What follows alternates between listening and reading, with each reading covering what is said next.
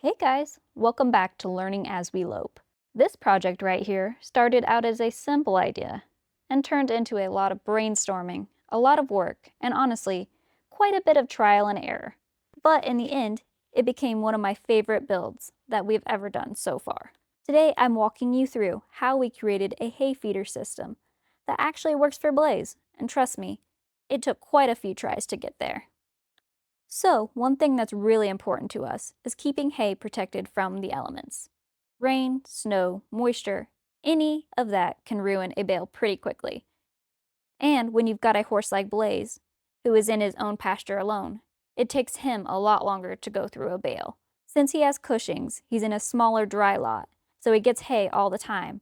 But being alone causes him to take quite a while to finish a bale. This means more time sitting, more exposure, and a much higher chance of mold and waste if it's not covered. Now, the challenge really comes from this shelter. This lean-to was built about 20 years ago, and at the time, feeding big round bales inside wasn't even on the radar. It's about 10 feet tall in the front and slopes down to about 8 feet in the back. It's also not very wide, which doesn't sound terrible until you're trying to maneuver a 6-foot round bale into a feeder underneath of it. And yes, we always say we're going to make bales smaller just for Blaze. But when you're in the middle of hay season, moving fast, always trying to beat the weather, it's really easy to say, just one more pass. And next thing you know, you've got another full-size bale. Our first attempt was an elevated half feeder with a net. Now technically, it solved one problem, kept the hay off the ground, but it created a few new ones. Because it sat up higher, lifting the bale into it inside the shed was a very tight squeeze. Took a lot of precision and a lot of watching to make sure we didn't hit the roof. And sometimes we did hit the roof. And then, once it was in, Blaze could really only eat from one side. So, ever so often, I'd have to climb in there and manually move hay across so he could reach it. Not ideal, and definitely not fun in the winter. Next, we tried using an AGI bale ring. We set the bale on a plastic pallet, then lifted the ring over it.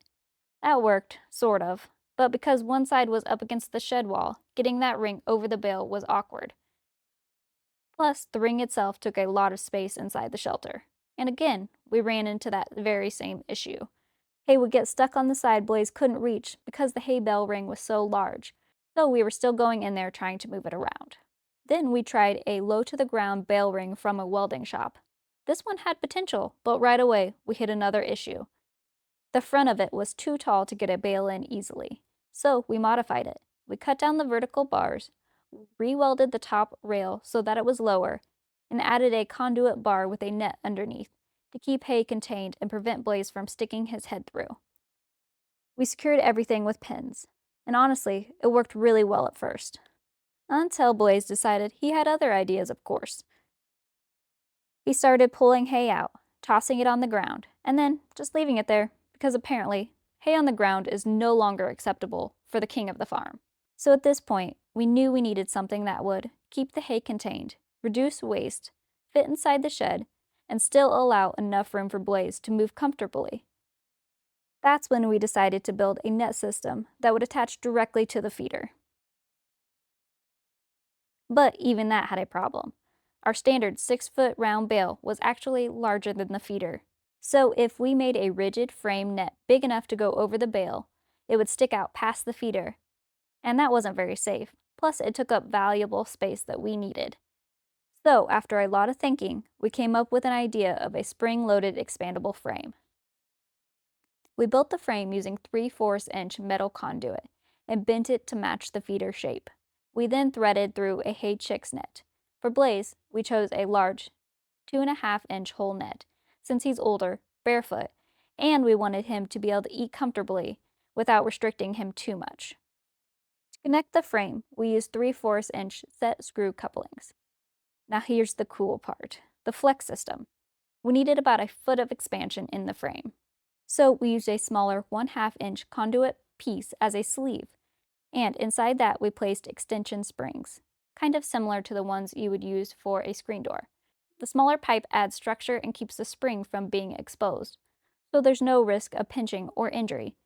We then drilled holes into the larger conduit, anchored the springs using bolts through the eyelets, and repeated that on both sides. This allowed the frame to stretch open when going over the bale and then pull itself back into shape once it's in place. And because horses will literally hurt themselves on air when given the opportunity, we wrapped every screw in vet wrap and duct tape to eliminate any sharp edges that he could hurt himself on. And of course, there was still a couple final tweaks. We found that the hay would slip into the areas Blaze couldn't reach, mainly between the bars of the one side and the shed.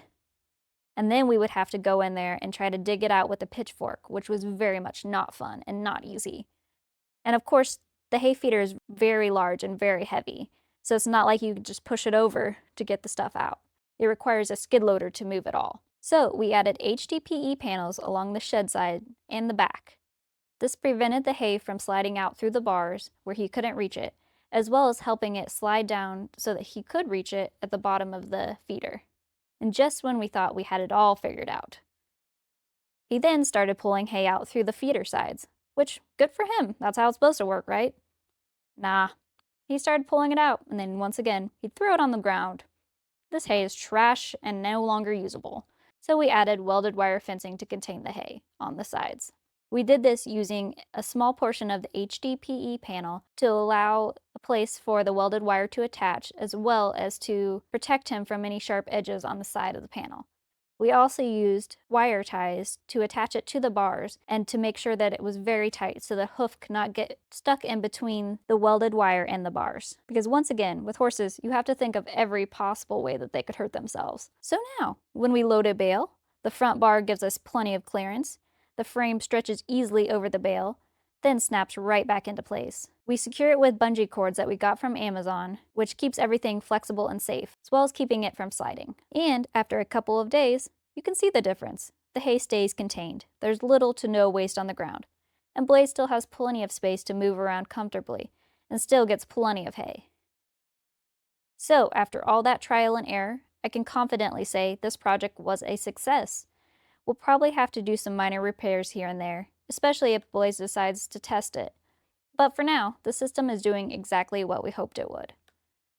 This was definitely one of our more involved builds, and a little chaotic at times. So if you enjoy projects like this, learning as you go, and figuring things out the hard way sometimes, make sure you hit subscribe and follow along as we keep navigating life in the horse world, one project at a time.